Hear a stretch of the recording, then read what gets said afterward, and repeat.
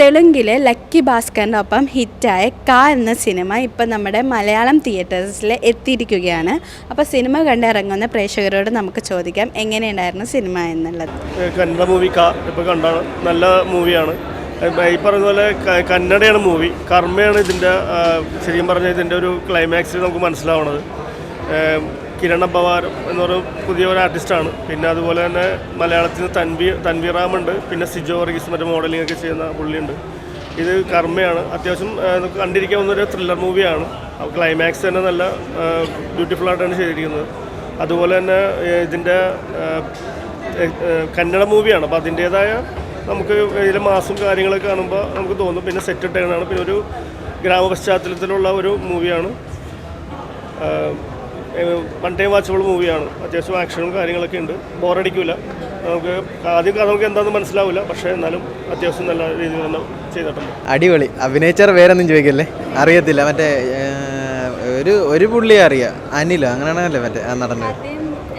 അടിപൊളിയായിട്ടുണ്ട് കേട്ടോ. ആദ്യത്തെ ഒരു ഫ്ലാഷ് ബാക്ക് ഒക്കെ പോയപ്പം ചെറിയൊരു ഇത് തോന്നി, പക്ഷേ നല്ല രസം കേട്ടോ. സെറ്റൊക്കെ ഇട്ടേക്കുന്നതാണ് നല്ല രസമാണ്. ഒരു ഗ്രാമ പശ്ചാത്തലം, സത്യം പറഞ്ഞാൽ ആ സ്ഥലമൊക്കെ കാണുമ്പോൾ നേരിട്ട് കാണാൻ തോന്നുന്നുണ്ട്. പിന്നെ ലാസ്റ്റ് ചെറുതായിട്ടൊന്ന് കണ്ണ് നനയിച്ച് ആ കഥയായിട്ട് കണക്ട് ചെയ്ത് വന്നപ്പോഴേ സ്റ്റണ്ടാണെങ്കിലും ഇതിൻ്റെ അകത്ത് ഷോട്ടുകളൊക്കെ ആണെങ്കിലും അടിപൊളിയായിട്ടുണ്ട്. നല്ല രീതിയിൽ പണിയെടുത്തിട്ടുണ്ട്. ആദ്യമായിട്ട് ഇങ്ങനെ വന്നിട്ടൊരു പടം നന്നായിട്ടുണ്ട്, നല്ല അടിപൊളി. എല്ലാവരും കാണണം, സപ്പോർട്ട് ചെയ്യണം. കൊള്ളാം, നല്ല പടം. കാരണം മലയാളം ഇല്ലെങ്കിലും മലയാളം ഡബ്ബാണ്, പക്ഷെ ഒട്ടും ലാഗില്ലാണ്ട് കാണാൻ പറ്റി.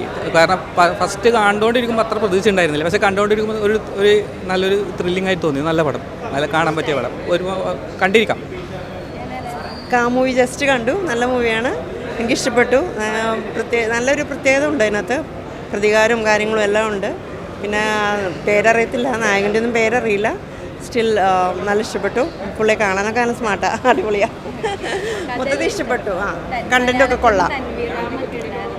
തന്വി ഉണ്ടായിരുന്നു. അത് ജസ്റ്റ് കുറേ കണ്ടു കഴിഞ്ഞപ്പോഴാണ് മനസ്സിലായത് നടിയെ കണ്ടിട്ടുണ്ടല്ലോ എന്ന് വെച്ചാൽ. ഇതിനകത്തുണ്ടായിരുന്നു അല്ല, അമ്പിളി സിനിമയിലുണ്ടായിരുന്നു. ആളൊക്കെ നല്ല പെർഫോമൻസ് ആട്ടോ, അടിപൊളിയായിട്ടുണ്ട്, നന്നായിട്ടുണ്ട്, ഇഷ്ടപ്പെട്ടു. Okay, thank you. തമിഴിൽ നിന്ന് നമ്മുടെ റെഡിൻ കിങ്സ്ലി, കന്നഡയിൽ നിന്ന് അച്യുത് കുമാർ, തെലുങ്കിൽ നിന്നും, അങ്ങനെ ഒരു സൗത്ത് ഇന്ത്യയിലെ എല്ലാ സ്റ്റേറ്റ്സിൽ നിന്നുമുള്ള സ്റ്റാർസ് ഉണ്ട്. നമ്മുടെ ദുൽഖറിൻ്റെ വേഫറർ ഫിലിംസാണ് ഇവിടെ ഡിസ്ട്രിബ്യൂഷൻ എടുത്തിരിക്കുന്നത്. കാ തെലുങ്കിൽ ഹിറ്റായതുപോലെ മലയാളത്തിലും സ്വീകരിക്കപ്പെടും എന്നാണ് വിശ്വാസം. Thank you. തെലുങ്കിൽ വേറെ 1-2 പടങ്ങൾ വിളിച്ചിട്ടുണ്ട്, അറിയില്ല ഇവിടെയൊക്കെ തന്നെ ഉണ്ടാവും.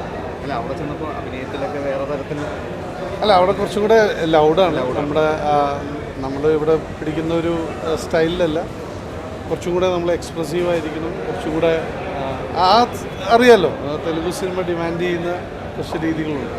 എല്ലാവരും എല്ലാ ചാനലും സപ്പോർട്ട് ചെയ്യണം. ഓ എന്തൊക്കെയുണ്ട് വിശേഷം, സുഖമല്ലേ? അതെ, ഇതുവരെ ചെയ്യാത്ത രീതിയിലുള്ളൊരു കഥാപാത്രമാണ് അവിടെ ചെയ്തത്. Thank you. മലയാളത്തിൽ ഇപ്പോൾ ജോണി ആൻചറിനും അജുവും കൂടെയുള്ള സ്വർഗമായിരുന്നു അവസാനം. സ്വർഗത്തിൽ ഇതിൻ്റെ വേറൊരു നല്ലൊരു പള്ളിയിൽ അച്ഛനായിട്ടാണ് സ്വർഗത്തിലുള്ളത്. അങ്ങനെ പോകുന്നു. പിന്നെ ഇനി ശ്രീനാഥ് ബാസിയുടെ നമുക്ക് കോടതിയിൽ കാണാമെന്ന് പറയുന്ന സിനിമ, തമിഴിലൊരു നല്ല സിനിമ പൂർത്തിയാക്കിയിട്ടുണ്ട്. ശശികുമാർ, ശരത് കുമാർ ടീമിൻ്റെ കൂടെ നാന എന്ന് പറയുന്നൊരു പടം, അതാണ് ഇനിയിപ്പോൾ അടുത്ത് വരാനുള്ളത്. Thank you very much. Please do support.